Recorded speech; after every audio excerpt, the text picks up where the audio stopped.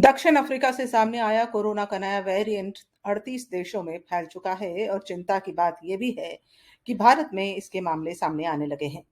देश के 5 राज्यों में अभी तक कोरोना वेरिएंट के मामले सामने आ चुके हैं और इस वेरिएंट से संक्रमितों की गिनती 22 तक पहुंच चुकी है, जिनके और बढ़ने की आशंका है, क्योंकि अभी कुछ और लोगों के टेस्ट रिपोर्ट्स आने बाकी हैं।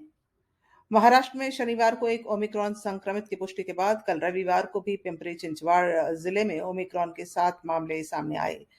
लोगों को क्वारंटीन कर दिया गया है। वहीं दिल्ली में भी तंजानिया से आया एक शख्स ओमिक्रॉन संक्रमित पाया गया है। इससे पहले राजस्थान में सबसे ज्यादा 9 ओमिक्रॉन संक्रमित पाए गए हैं। देश में सबसे पहले कर्नाटक में इस वेरिएंट के 2 संक्रमितों की पहचान की गई थी और फिर गुजरात में भी एक ओमिक्रॉन संक्रमित की पुष्टि हुई थी।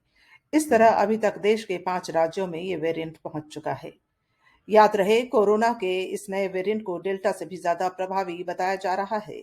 ऐसे में वैक्सीन लेने के साथ साथ बचाव के लिए कोरोना गाइडलाइंस का पालन बेहद जरूरी है, ताकि तीसरी लहर के खतरे को कम किया जा सके।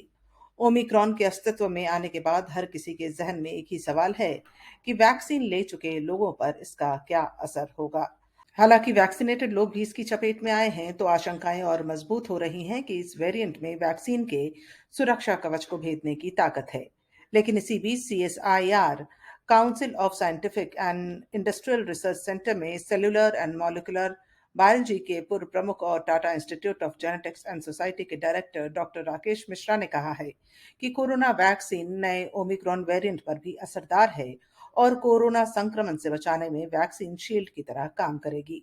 उन्होंने कहा कि दक्षिण अफ्रीका से आया ओमिक्रॉन वेरिएंट दूसरी लहर के लिए जिम्मेदार डेल्टा से भी ज्यादा संक्रामक है, लेकिन राहत की बात यह है कि वायरस हल्के लक्षणों के साथ देश के प्रमुख शहरों में पहुंचेगा, जो अच्छा संकेत है।